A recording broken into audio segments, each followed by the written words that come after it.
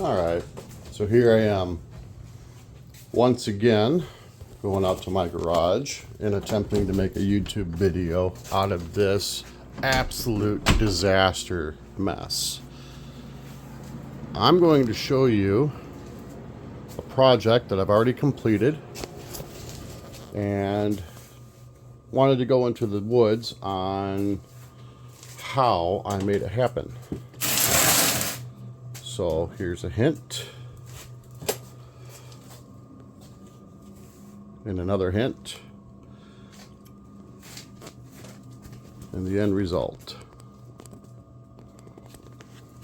That's right, I put a TV in a vending machine, custom vinyl on the front just because I think it's funny, and it's just my messy garage beer dispenser.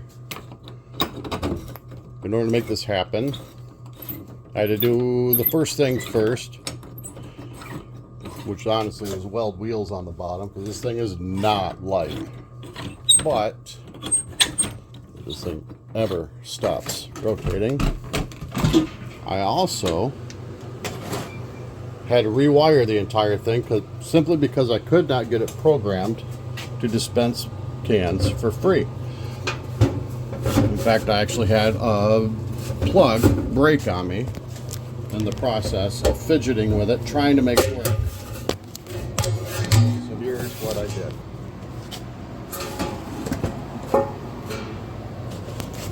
All these brown wires, these Cat 5 wires, I completely rewired it to work off from an 8-gang relay module and a phone charger, which of course I can't get that screw out right now to show the 8-gang. Go back through my huge mess of a garage.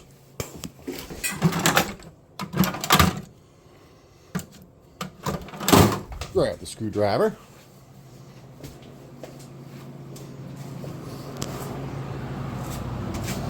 Take the cover off this 3D printed housing that I designed and created to show that. So you see the Cat 5 wires coming in, my signal wires, and you see my lamp cable cord. Honestly, I wish I had labeled them, but I didn't. And one obviously set is power coming in to the common on relay number 1 of the module, and from there I piggyback to the common of number 2 and so on and so forth from the normally closed pin. Alright, that allows power to get to every relay until one of them is activated. And obviously number 1 will deactivate all the others, number 2 will deactivate all the ones after it, so on and so forth. And number 8, the final one, has a wire that comes out that goes to an AC powered indicator light. So when you press the selection, the light goes out until the motor stops cycling. This is important because there are no limiters stopping this from continuing a rotation after it hits a set point if you're still holding the button. There's also no indicator that the button had actually started the sequence until I put that light in. So now any selection you make turns that light off until it lands back into an inactive state. I ran signal wire to each one of these motors switches, normally open, normally closed.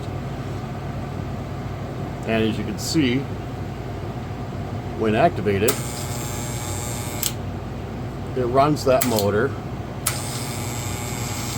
until it sets in the next detent position. And this is how I bypass the entire computer system of the vending machine and made it completely basically analog and much more basic in the way it operates. As you can see right now, I've just got a whole bunch of Busch Light apples, which honestly I don't even drink. It's my kids' collection of beers. But I have plenty of slots available, obviously, to put whatever other beers or pops or sodas or whatever you want to call it, depending on your region, in there.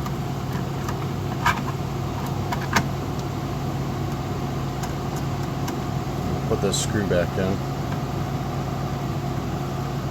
Not elegant, but it works. Put this cover back on. I'm going to put the phone down for a second.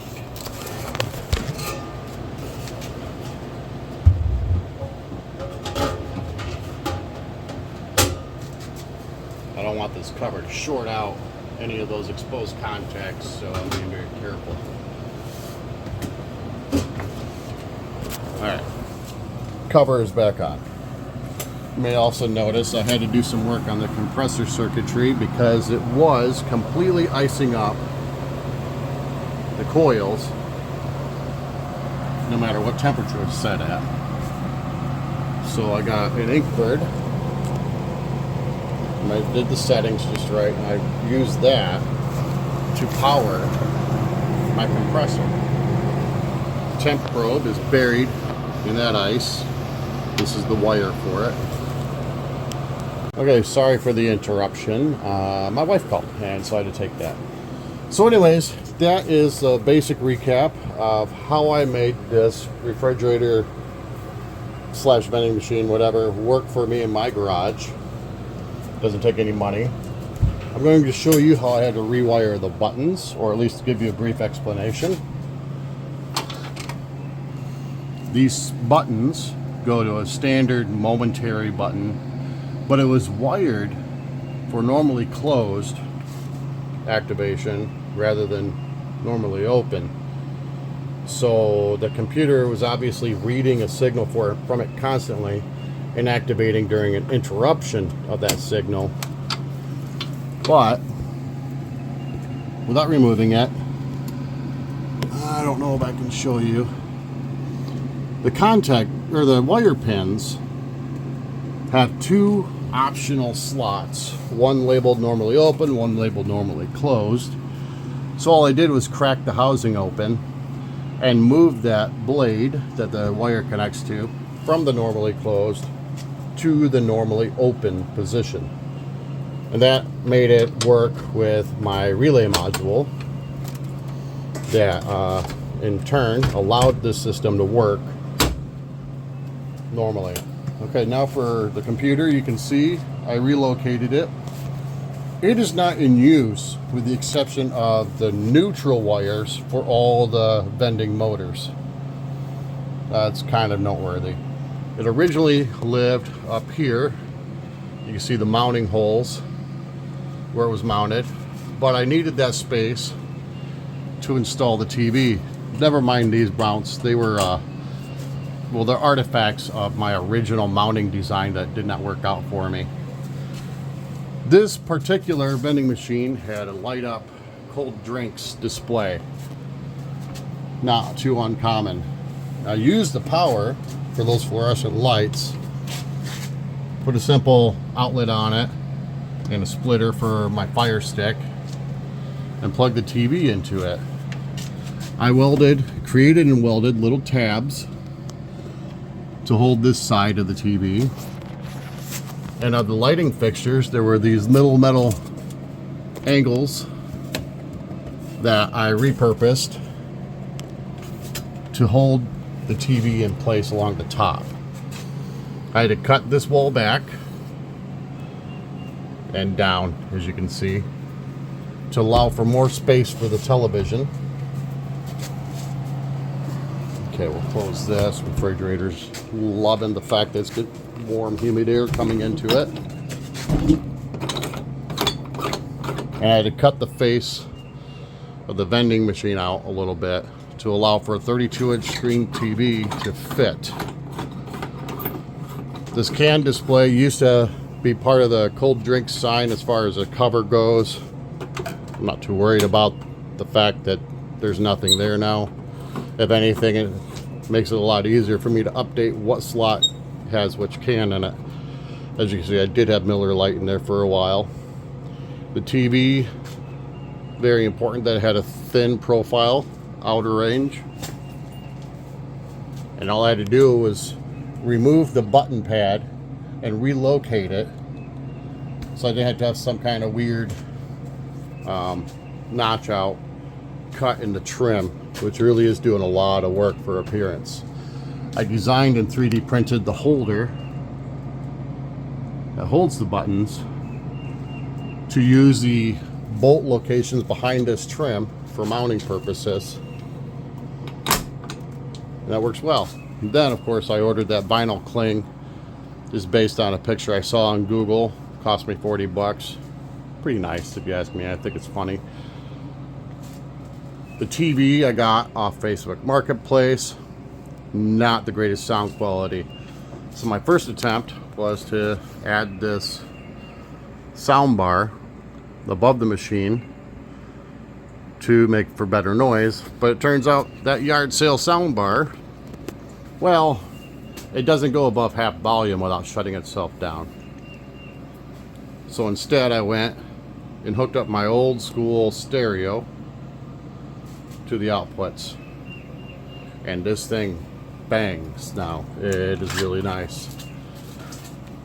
Fire stick remote, power program for the TV, volume program for the stereo, and power. So one remote turns everything on. And just for the fun of it, you see the TV's turning on. Blah blah blah. Fire stick coming in.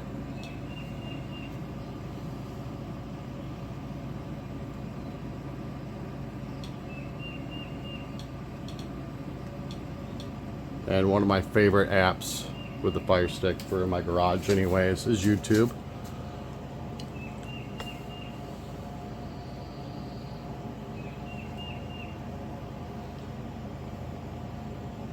I also 3D printed this mount for the Fire Stick remote. I think I got that off from Maker World Bamboo Labs. I did not create that. Butane, the same fuel from 50 years ago. But that's exactly why they died on you when you need them most. So it works out well. You've I do wish I had made it a little lower. Movie where someone walks down creek. We're gonna get out of that. I just want to show you some music.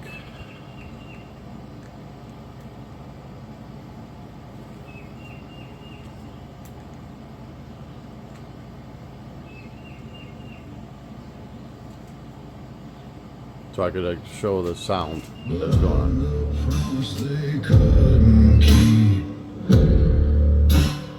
And there's my garage vending machine / entertainment system. Let me know what you think.